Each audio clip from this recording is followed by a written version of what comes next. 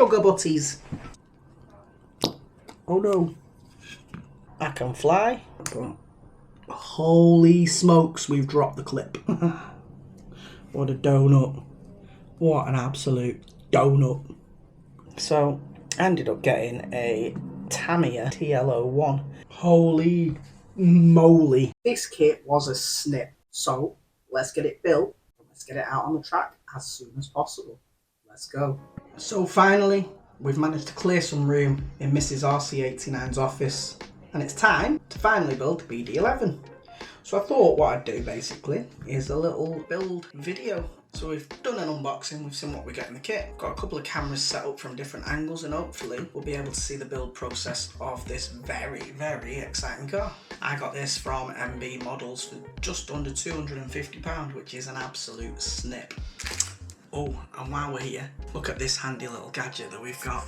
This is going to improve our content tenfold. Look, got all my tools set up there. Box ready to go. So as well as my tools, I've got a couple of these little magnetic trays. Should stop us from losing any screws. A couple of different drivers, scissors. Hopefully we don't need anything else, but we shall see. Let's get on with it. First thing then, instructions. Get these open. All our stuff ready to go.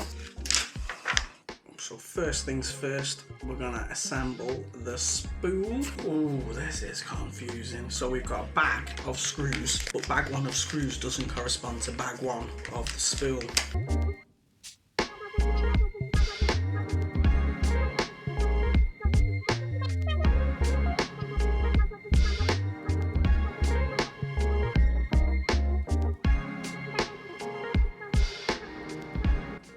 Don't over tighten them because obviously we don't want to strip anything. And we've got our spool. Some normal bearing oil. So that's our spool built now. Now I remember running a diff in the front and the back. Does anybody run front and back diff? There'll be a reason why there's a spool in the front. I think it might give us more turning. I'm not sure. If anyone can tell me, let me know in the comments.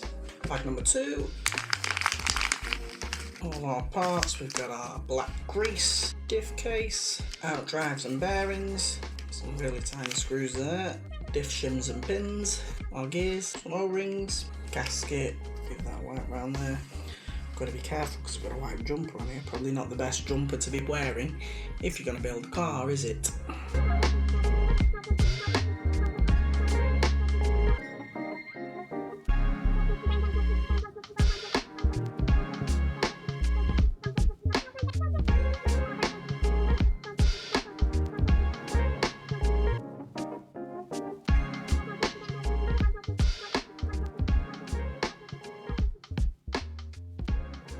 So moving over the page, it's time to get the other half of our diff assembled.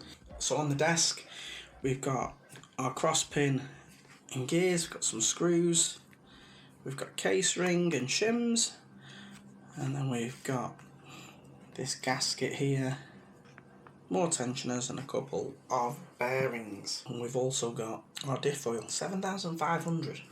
Now in the BD8, I was running 4,000. So I don't know if I should go 4,000 or 7,500. What I'm going to do is I'm going to do the build as it says, but if you can explain to me why I should be using a higher or lower, or what the difference is in a higher or lower oil weight, let me know in the comments.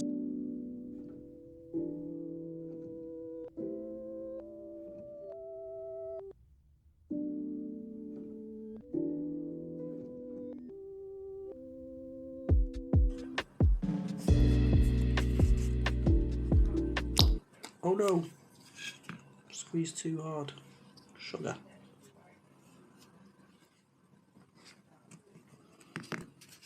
Okay, so note to anyone, be patient with it. What a donut, what an absolute donut. That oil feels very, very thick in that diff. So it's together, but it feels well thick compared to my 4,000. So remember, if you can explain to me, because I'm still new to this. Alright, I did run touring cars before, but I am still new to this really. So that feels good. So now we've got our spool and we've got our diff. So moving over the page, it's the pulley assembly next. So for that we need bag 3. And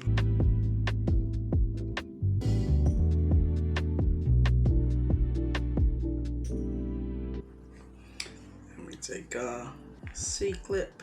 That's a big C-clip that. We need to push down on that, but holy smokes, we've dropped the clip. Sugar butties. I shall be back in a minute. Holy moly. I've found it. Success! So next page we start to move on to the main chassis. Bulkheads, our holders, spacers, and we've got our main chassis there. It does feel very nice, this kit, by the way. Like the bulkheads, you can tell the quality of them, all precision machined. I mean, what kit isn't precision machined, to be honest, nowadays, but you know what I'm getting at. One last screw. Bulkheads are in. So we've got our battery holders all installed there. That's lovely jubbly. Now I've got 2 of these 15mm screws. Okay. So these 2 screws are for if these body posts, there's a spacer in there. If you take the spacer out, basically you need a shorter screw, so you replace these 18mm screws with the 15mm screws that are left over there. So let's have a look what we've got so far. We've got our battery mount in, we've got our bulkheads in front and rear.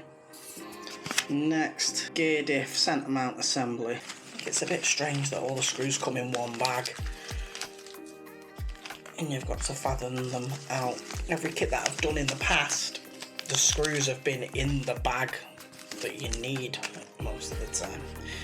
Anyways, so bag 5 there, and we need the belt from bag 17. So guys, I want to get to know you.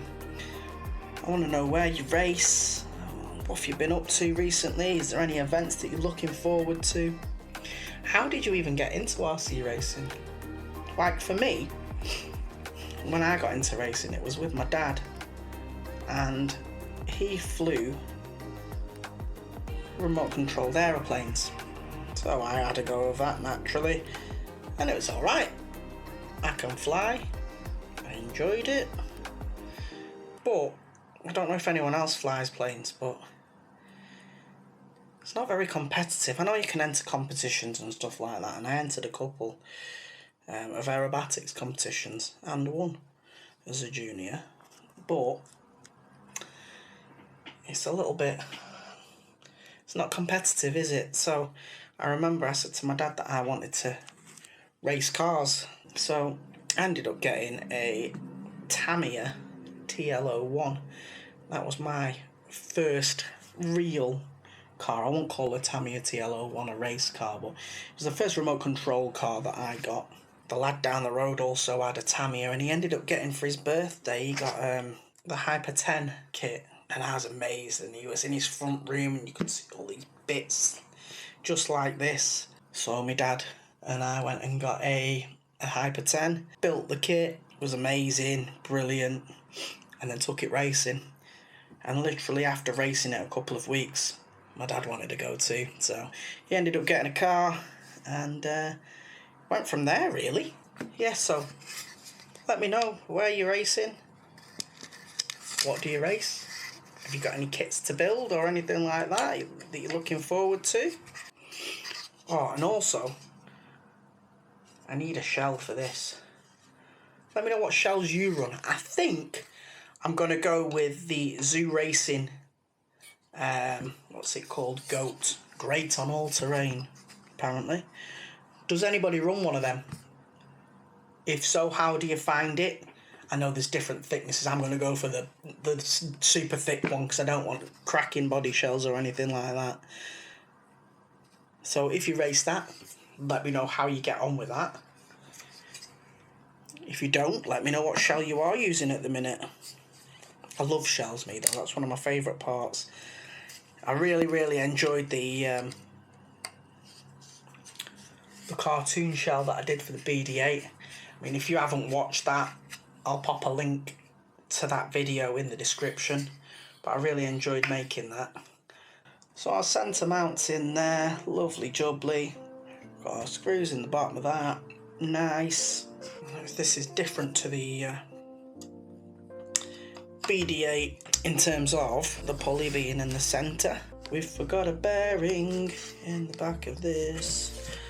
Andrew, you donut. Now in there.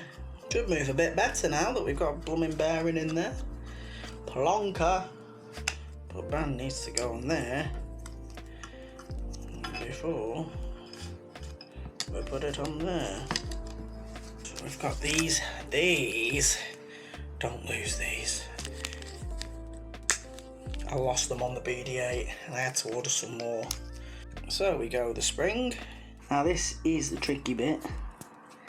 It's getting the diff ball in there and not losing it. And I feel like I'm going to drop these as it is. So it's just going to sit on top. So whenever you take it apart, you've got to be so cautious that you're not losing them. Do the same on the rear. Camera's brilliant. Just wait till I put it on my head when I go racing. That'll give us a unique perspective on it. So spool in the front. Duh! Got the spool in the wrong way. Check these things, people. Spoolie on. Rear diff. So now we're all secure there with the central part of our drivetrain. So bag number 6. These are suspension mounts or shock tower installation mounts.